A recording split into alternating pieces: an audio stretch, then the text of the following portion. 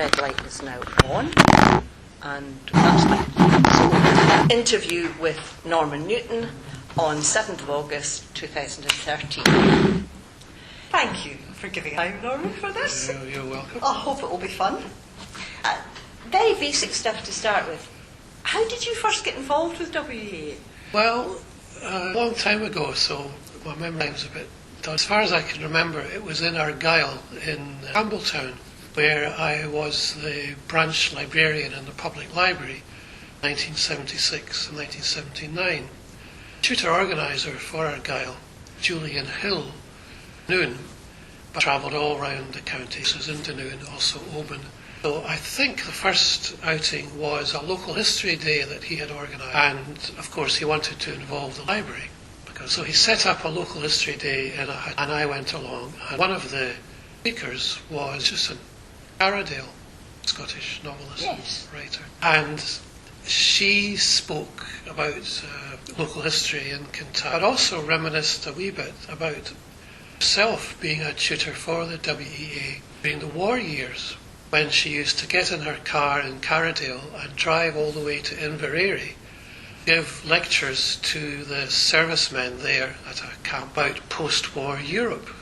She was facing Britain and the working class. This was before the Labour government. Her husband, of course, was a parliamentary candidate for the Labour. Eventually was elected, I think, and she spoke about it. And phrase that always sticks in my mind, she said, oh yes, she said, I remember working for the WEA. See her remembering in her mind. She said, oh, good old WEA. What tremendous work they did, and it's great to see, again.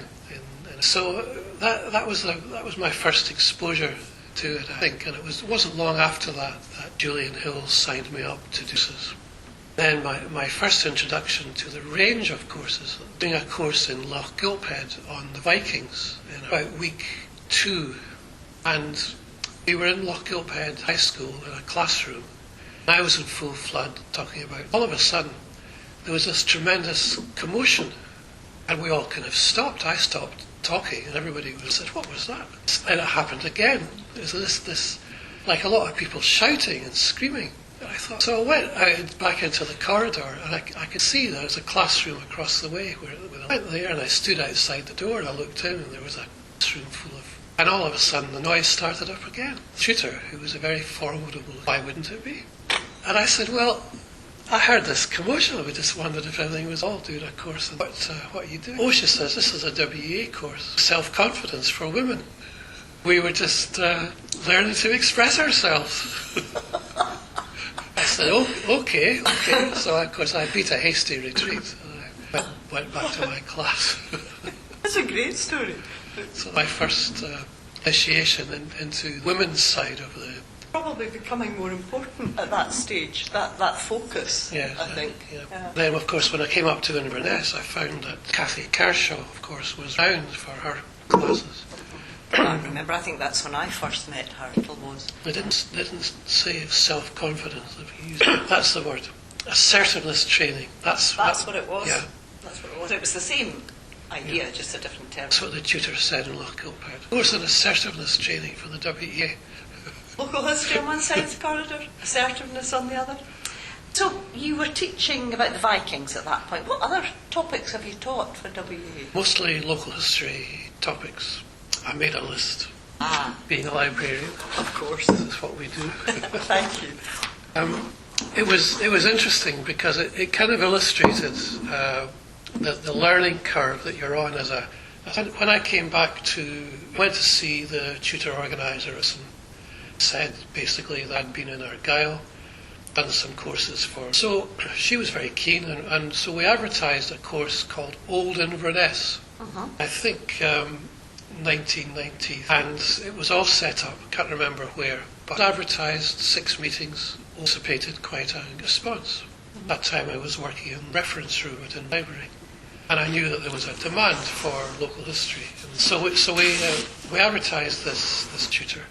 7:30 came, and I think maybe 1 or 2 or 3 students. And I thought, So I said to them that I went back and reported this. And what we decided was that misjudged the fact that there is no community called, what there is agglomeration of villages, housing estates and areas that collectively are known. But in order to address people's immediate interest in local history, we thought it was better to make it local, to localise it a lot more. The first one we offered was on the Dalnay housing estate, advertised history, and a mob turned up, 15 or 20, with more people coming and going, during the 6 weeks, and they did amazing work.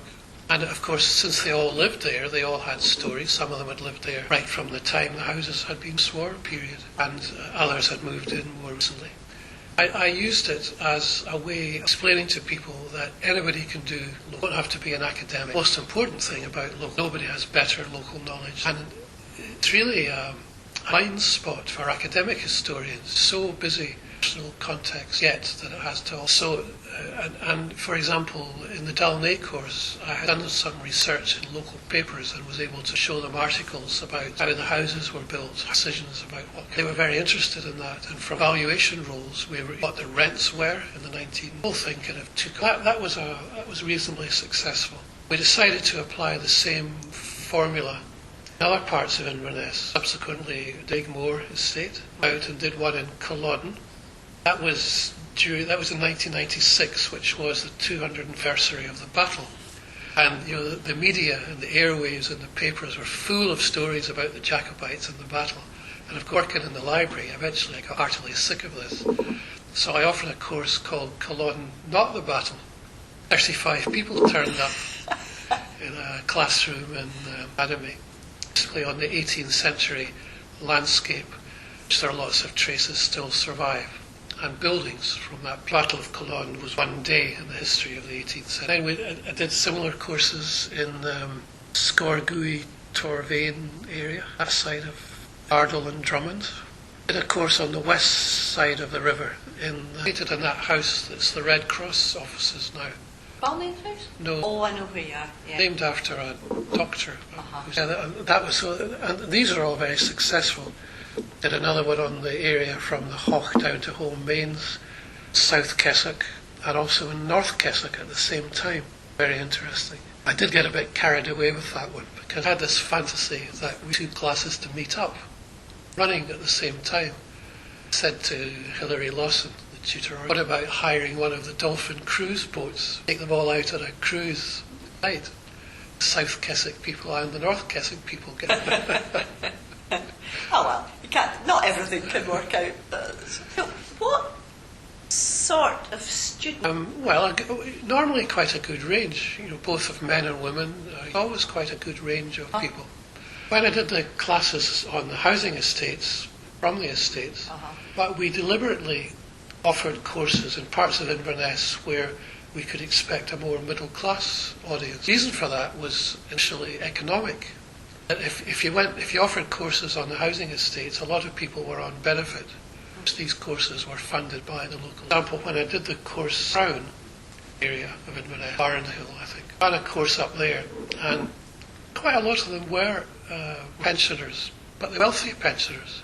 I just said to them straight out, yes, pensioners can get a concession, but I basically shamed them into paying the full fee, saying that how much we needed the money and how this subsidised other. They paid up, most of them. Only one or two got the concession. Cheeky, but Yeah. Not the result. Yeah, and weren't forcing them. Your point of view, well afford it otherwise. So, WEA is other educational organisations I've been involved with. About the WEA way of working. Like about it and things you don't like about it? Well, the WEA can be very disorganised, almost anarchic. And I like that, because I'm a very disorganised, anarchic kind of person. And I always struggle in a more formal arrangement. I don't think I would have been a good school teacher, got trouble for respect or diverging from the curriculum. But with the WEA, I was once approached by a colleague So he was an archivist and hired and then recruited to be a tutor. He asked me this question, what's the WA all about? How is it different to others? I said, well, it's not formal. You're not giving a lecture to a class. It's a group experience. A key phrase, I said, student-centred learning. He says, I like that. So an hour before he was due to deliver his first session, which was on a Saturday afternoon, he says, I'm just phoning, what was that phrase? What was that word you said about the WEA? I saw student-centred learning. Right. And of course, he actually discovered firsthand what we all do as WEA. It's the students that call the shots in the end. Obviously, you prepare and you come with material and preparation. But if they're bored and they don't like what you're saying, they'll soon let you know, either indirectly or often just directly by saying relevant. So I used to always tailor my local history class, local areas, very, very specifically. Finding examples that really engages the people. Also, because they were there, because they'd signed up, they had expressed an interest. Most of them did want to actually do something. They wanted to research their own house, their family history, about their locality. Times it's coinciding with the anniversary of a centenary of a school or a church. Maybe they'd been asked to help to produce. I did find that quite a lot of the history students did go on to do work. So I knew that because I was working reference room at Inverness. I can't do local history without going in. So they would circles. Well, one or two specific examples, like I did the class in North Kessock. That was a very interesting experience. It started off in the conventional way. It was advertised, turned up about 50. They went away and talked to all their friends and neighbours, and in 30 people turned up. Original 15 plus another 15. Week 3, another 10 people turned up. Back to the beginning and start again. Out of that, there were 6 meetings. Out of that course arose North Kessock Local History Society, which is still going strong. While in the last session of all these courses, I said to the people, I studied all these sources for doing local, and in one or two cases, like at Gordon, they decided they wanted to. Then in North Kessock, they actually... It's quite a legacy, really. Well, it's from nice. The classes, isn't it? And I mean, the same thing happened at Dooley. Hilary Lawson was very good at organising partnership with other. We organised a local history day in jointly with the Aberdeen. Oh, yeah. That was great. That was a great day. Out of that, Morak Local History Society was, and I got, well, I think the first step in that was I was invited by Lady Fock to a group history things, which after that they formed a local, slightly different direction in that their main emphasis was not so much on monthly publishing things. They searching censuses and families that had lived every 18 months or 2 years. Bang it down on my desk and say, I blame you for all this. She said, I've spent the last 5 years combing the records. It's all your fault. No, nice to be well known. It's interesting, isn't it, that that's a spark. You start something and then up to other people where it goes after that. I know that historically they very much keen to differentiate itself from academic. I remember in 1994 we organised an event at Culloden Academy, which was the 10th anniversary of the WEA Islands, founded in 1980. This 10th anniversary, the speaker was a lady, Lalaji Bowman, very famous educator. She gave a very inspirational talk. Mentioned in that when she was a young Oxford, she was recruited she'd be interested in doing a WEA class. I said she would. So the local office said, well, if you come along next Tuesday night, I'll introduce you to the students. And she was basically interviewed by these students, these WEA students, wanted somebody to run a course for them. And she had to answer questions from them, convince them that she was the right person to lead their course. It wasn't like it was all organised by an office and set up and advertised the other way around. Students took the initiative. I thought, well, that's something we should remember, that this organisation, that's what is different from experiences. What we have on offer, it's what do you need? I was at that meeting. I'd forgotten about it, but I remember it now that you mention it. Given that we've spoken quite a bit about the style and how it operates, and that's a good story, terrifying thought, what do you think the students gain from that style of course that they would from? Well, in my area, in historical studies, what they gain is the awareness that anybody can do it. You don't have to be well educated in the sense of having a university. What you need is access to the sources. And of course, I suppose in our generation now, we're better off than we ever have been with the internet, with access to material that previously was the aristocracy. It used to be that in order to do historical research, you had to go to big libraries or to Edinburgh to do. Now you can sit in your living room, and though I must say that you still stress that get into libraries and archives, you can't do it just on the internet. I think that's what out of it is an awareness that they too can do local history, learn more about their own islands. Of course, you often find two main categories of people that are interested in history.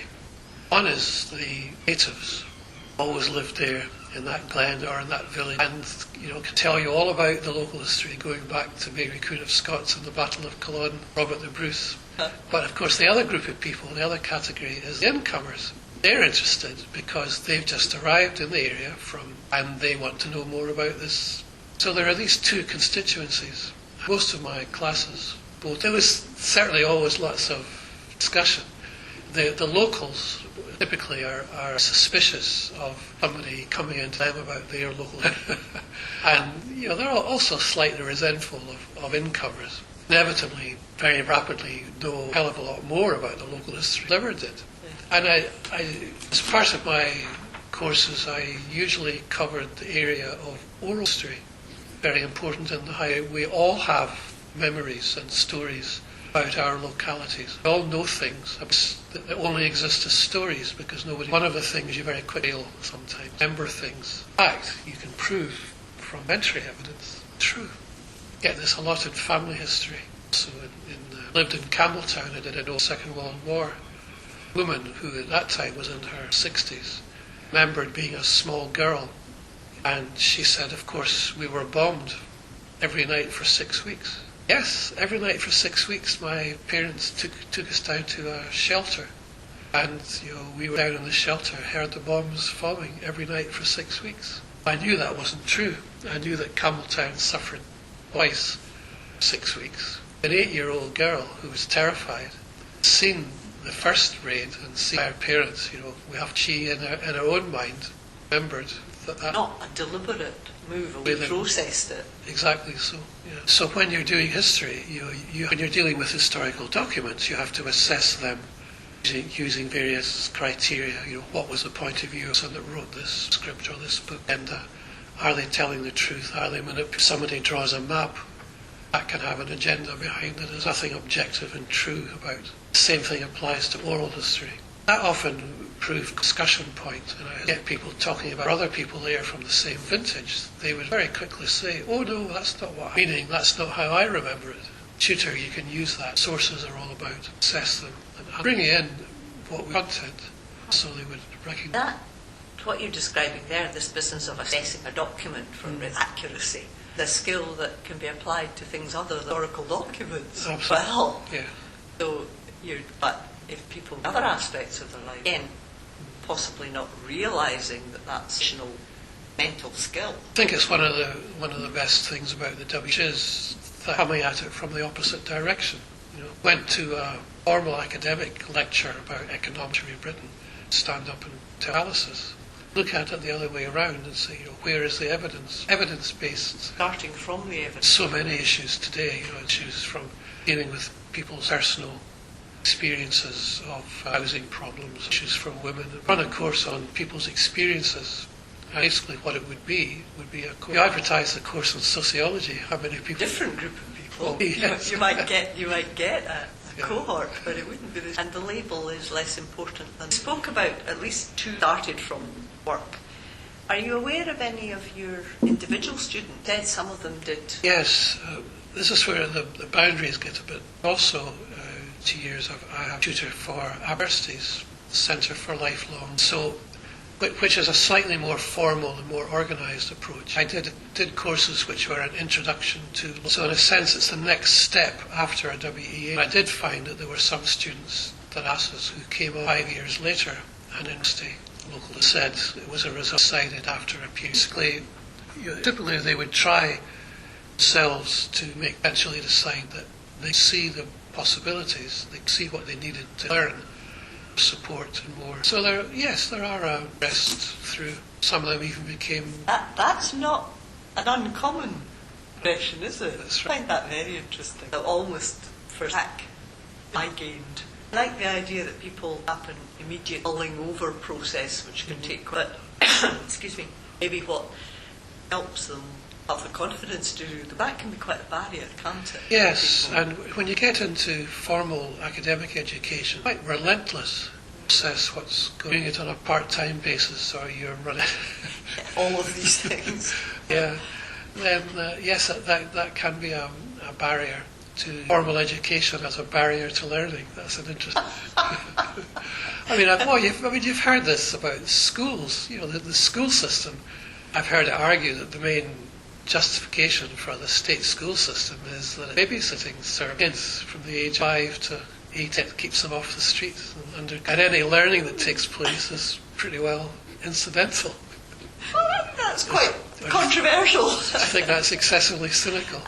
Yeah, probably. But I have lots of friends who teach at university who say that the first thing they have to do with graduates in year 1 is to basically write. I've heard that as well. I'm not sure I believe it, but I've certainly heard it. Bright ones will never have any trouble. And given that, in all seriousness, that it doesn't help everyone as much like that we bring people back in. Well, I mean, the number of people we get, who stop at school, very, very bright, say, they say in my history classes, never talked about most of them. The last time school was in. That local relevance is lighted. Maybe they've matured a bit as well, though. And I think, I see this as a feedback mechanism. I think that the academic historians do now get the importance of, see, for example, with the Youth Centre for History programme, they're very focused, learn history with reference. And if you talk to any academics these days, very well aware of the largely has to do with funding, of course. But they're academics talking about community engagement and going out and doing things in years where they were in their. I think you're right. It's not just nodding towards it. I think it is a. So we've talked quite a lot about what effect it had on students. How about you? Working for WA have any effect on your life, your career? Well, when I first came to Inverness Library in 1990, reference room. What I knew about Highland history in Inverness. As I was working in the library, so I had, as part of my professional life, necessary to be acquainted with all the sources. And tutoring for the WA was one way. Self-aware. I learned an awful lot, actually resulted in both of them. But that's a substantial working life, and it's there. Once a book is written. Yeah. And I think if I hadn't been a WEA tutor, I don't think I wouldn't have got the detailed knowledge I got through the WEA courses. I just read the existing published books on the WEA courses, of these. That's what engaged the classes, and that's so. I suppose I regarded it as outreach activitarian. I never really felt I had to justify use of the library facilities, including they were always very supportive and recognised that library service since I retired, of course, which is off from that support. You have so much more time, Norman, to enjoy yourself. That's the other side of it. So, sum it all up, bring it all together. What would you like to see WA do? There's obviously a tremendous need situations of the current WA rise out of government policy responding to citizens, I suppose. I think what I would caution the WA not to forget that learning is a lifelong experience. Everybody in the community, not just people who have broad constituency, coasts, social isolation, at their root, still things that need kind of courses that I taught because there's no outcome in the sense of job. My experience has been our outcomes might be delayed outcomes, they might be dramatic and even of local histories. So investing our resources in, which we have been doing. I've been running community. Effective that. There's desperate need in some. The whole area of English is interesting because it shows that there's a need. I worked out more Polish speakers and Inverness Gaelic speakers. Library service, of course, we respond to that. Years we've Gaelic. Why we were not providing so that there is that need. Behind that kind of masks a wider literacy need. I think anybody working in education knows 8 or 10% of the school do not have. So are we teaching them as much as we are a special group of have literacy? And who also forward more readily. So there's always been a tension between like the WEA education and say the community education programs. One of the major differences has always been that W cheaper. I'm Gaelic, heavily subsidised. You're still paying maybe third session. Same again next session rate if you benefit. Unless you were one of my class, shame you into paying the full back. Yeah. And yet there's so little funding. These work collaboratively with other spectrum of provision. That's the ideal. I think that's what we have to do. Yeah. And really, nobody can afford reaches about there. I think the WEA always had a financial, significant effect on the partners that we work with. People talk about teaching above its weight. It shows that if you have a good and defensible and which works. As a super plate to draw this to a conclusion. Thank you very much. I can find the off button. Hold on.